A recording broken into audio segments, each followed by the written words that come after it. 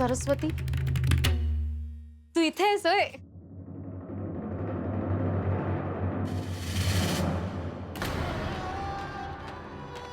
तू रडतीयस? मी यांना काल ही गोष्ट सांगितली ना, मग काय म्हणाले भाऊजी? यांनी स्वतःला प्रायश्चित्त घेणे सुरू केले आहे.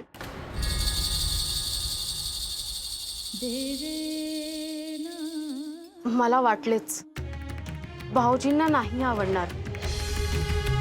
आता मी काय करू ग सरिता? हे बघ, भाऊजींचा राग शांत झाला की होईल सगळं पहिल्यासारखं. नाही, यांना मी ओळखते. यांनी एखादी गोष्ट ठरवली तर मग त्याच्यात बदल होत नाही. सरस्वती, कालपासून माझ्या डोक्यात एक गोष्ट घोळतेय. ती सांगू का तुला? अगं, 12 वर्षानंतर मी पुन्हा येईन असं ते योगी म्हणाले होते ना.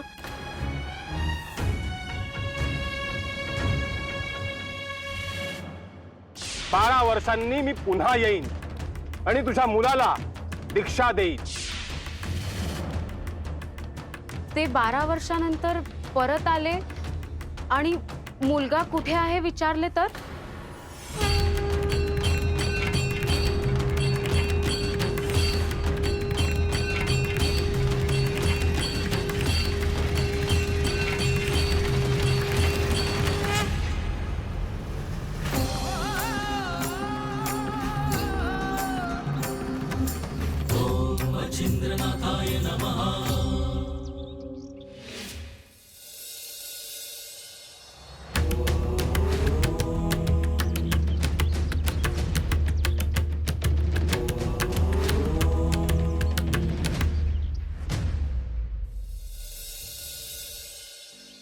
हे दत्तात्रय, मच्छिंद्रवर आपले लक्ष असेल ना?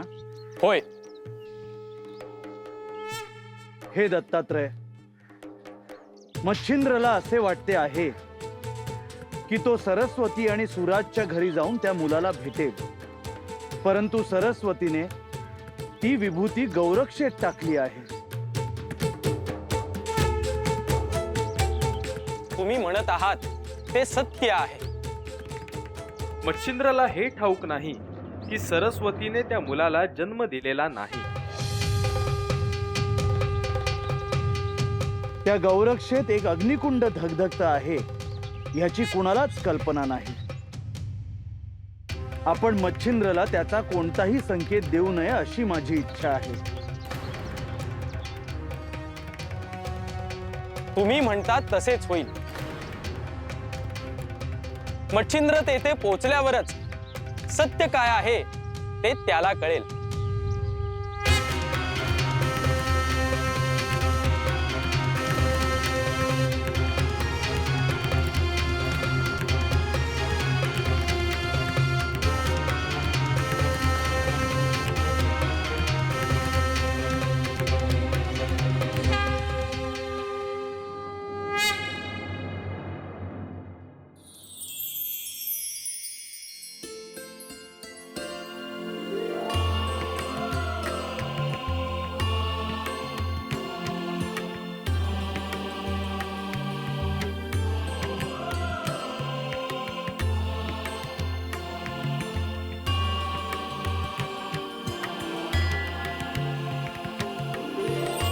मनुष्याला या सृष्टीत हस्तक्षेप करण्याचा काही अधिकार नाही. या सृष्टीचे स्वतंत्र असे अस्तित्व आहे आणि मनुष्याने ते समजून घेतले पाहिजे. जीवसृष्टीची स्वतःची अशी एक शृंखला आहे. स्वतःच्या स्वार्थासाठी मनुष्य जर ती शृंखला तोडायला जाईल तर मोठ्या विध्वंसाला सुरुवात होईल.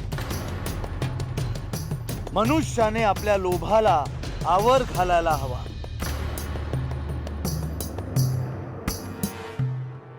गुरुदेव, हेच शब्द ह्या आधी मी ऐकल्यासारखे वाटत आहेत. मनुष्याला बोध नाही की तो ह्या जन्माच्या आधी काही जन्म फिरून आलेला आहे. तो वेगवेगळी शरीर वेगवेगळ्या जन्मात धारण करून आलेला आहे. हेच शब्द गुरुदेव, हेच शब्द मी निश्चितच ह्या आधी नक्की ऐकलेले आहेत, परंतु कुठे ते आता आठवत नाही. मग आठव पाहू.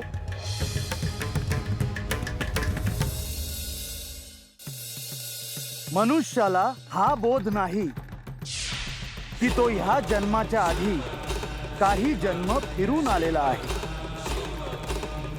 तो वेगवेगळी शरीर वेगवेगळ्या जन्मात धारण करून आलेला आहे. आठवलं गुरुदेव, हेच शब्द मी माशाच्या पोटात असताना श्री महादेवांकडून ऐकले आहेत. तुला इतक्या दिवसांनी मी पुन्हा हे सांगितले, कारण नाथांचा पहिला जन्म तुझ्या रूपात झाला आहे. आता पुढील जन्माची प्रतीक्षा आहे.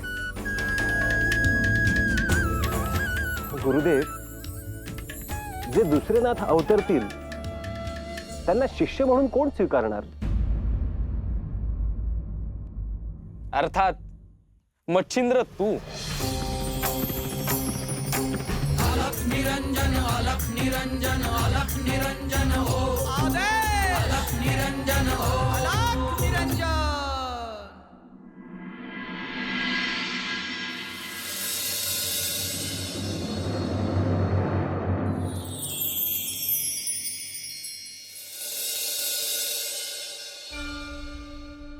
मच्छिंद्र, गोदावरी तीरावर तू एका दाम्पत्याला विभूती दिली. त्याला 12 वर्ष पूर्ण झाली. होय गुरुवर, आपली अनुमती घेऊन तिकडे प्रस्थान करण्याचा माझा विचार आहे. तुझा प्रवास सोपा नसणार आहे.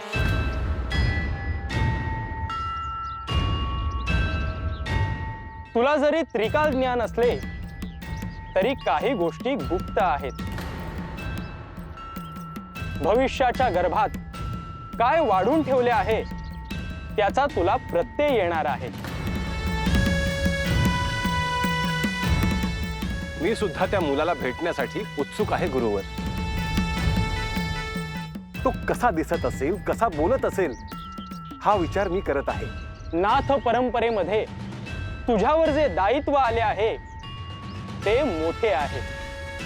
त्या मुलाच्या येण्याने तुझ्या खांद्यावरचा भार कमी होईल.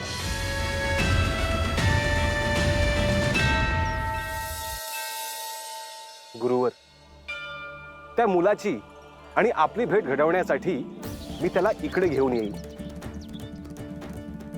तुम्हीही त्याला आशीर्वाद द्यावा.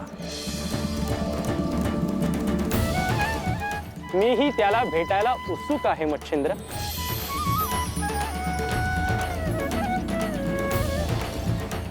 गुरुवर, सुराज आणि सरस्वती या दाम्पत्याकडे जाण्याची अनुमती असावी. शुभम भवतु.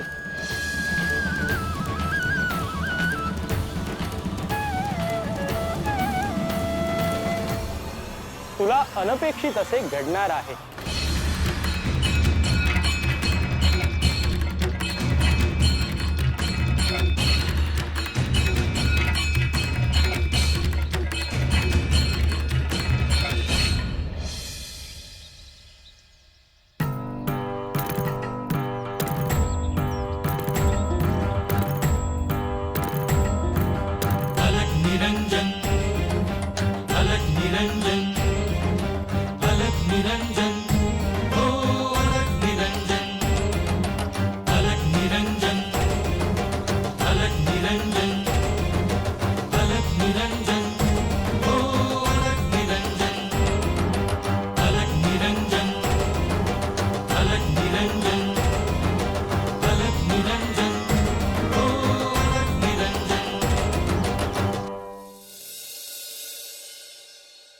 भस्मांकित शिव स्वरूप ललाटी शोभते त्रिपुंड सिद्ध योगी वितरागी धग धगते तेज कुंड.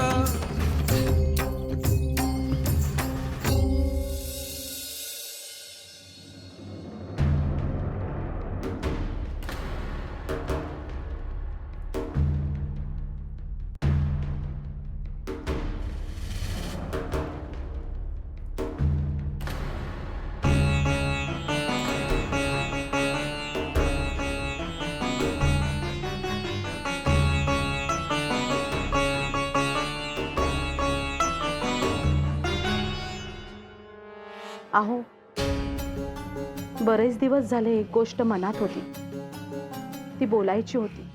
कोणती गोष्ट? आपण आता काशीला जाऊन येऊयात का? पुन्हा पाय थकल्यावर शक्य होणार नाही. आयुष्यात एकदा तरी काशीला जाऊन यावं असं म्हणतात. गंगेत स्नान केल्यावर सगळी पापं धुवून निघतील.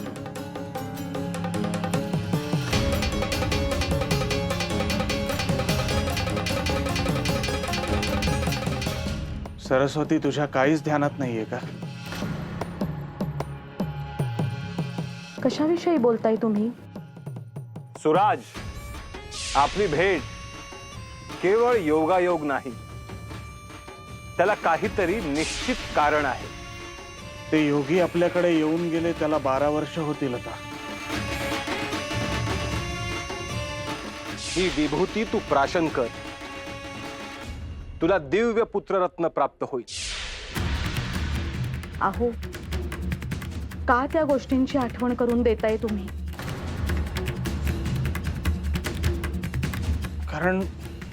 कारण मला असं वाटतंय की ठरल्याप्रमाणे ते योगी पुन्हा येतील. 12 वर्षांनी मी पुन्हा येईन आणि तुझ्या मुलाला दीक्षा देईन.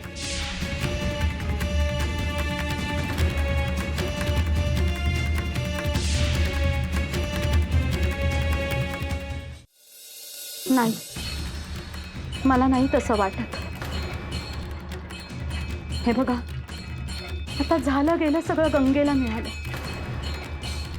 आयुष्याच्या संध्याकाळी काशीला जाऊन यावं ही एकमेव इच्छा आहे माझी. आणि तुम्ही दुसरंच बोलता आहात. सरस्वती, मला असं वाटतंय की ते योगी एकदा येऊन जाऊ दे, मग जाऊ हवं तर आपण काशीला.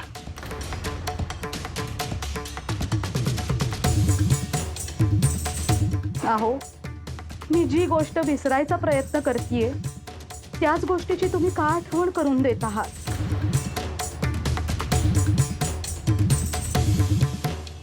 ते योगी अचानक जर तुझ्या समोर आले तर त्यांना काय सांगशील?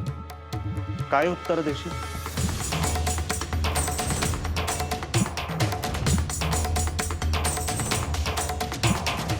नाही हो, मी याचा विचारच केलेला नाही. मग आता तरी कर. मी सांगितल्यावर तरी याचा विचार कर. कारण सरस्वती, त्यांनी जर आपल्याला शाप दिला तर अनर्थ घडेल.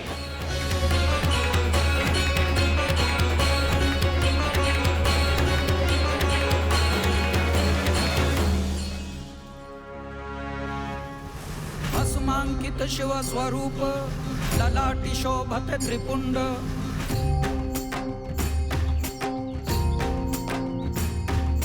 सिद्ध योगी वितरागी धग धगते तेज कुंड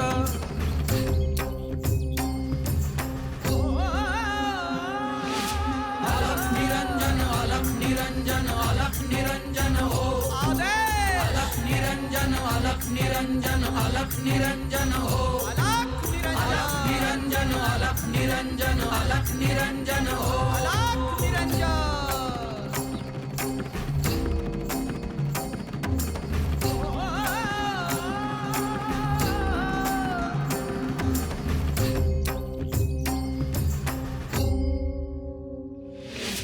अलख निरंजन अलख निरंजन अलख निरंजन अलख निरंजन हो अलख निरंजन अलख निरंजन अलख निरंजन हो अलख निरंजन अलख निरंजन अलख निरंजन हो अलख निरंजन अलख निरंजन अलख निरंजन हो अलख निरंजन.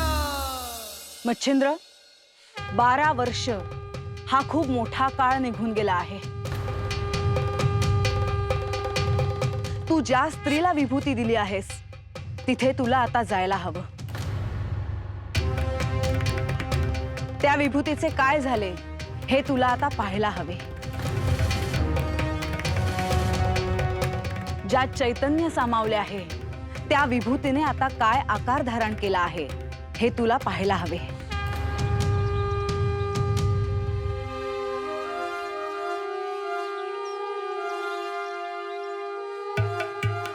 देवी, मी त्याच दिशेने चाललो आहे. तो दिव्य पुत्रा कसा आहे तुला माहित आहेच. मीही त्याच्या दर्शनासाठी आतुर झालो आहे.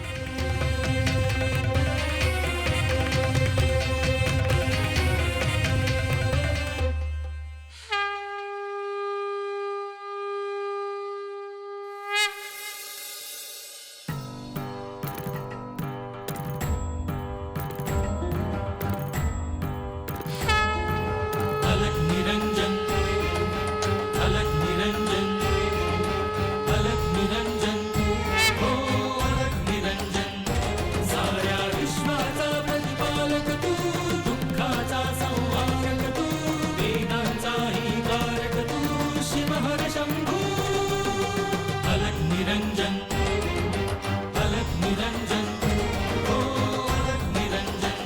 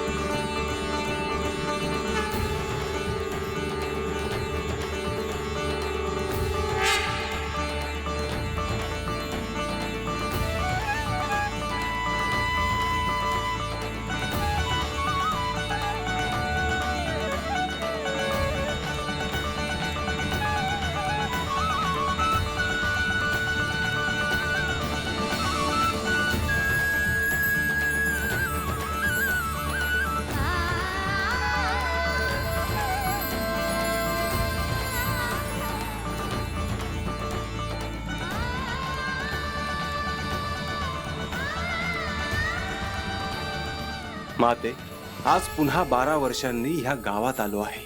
तुझ्या पोटी ज्या मुलाने जन्म घेतला त्याला दीक्षा द्यायची आहे.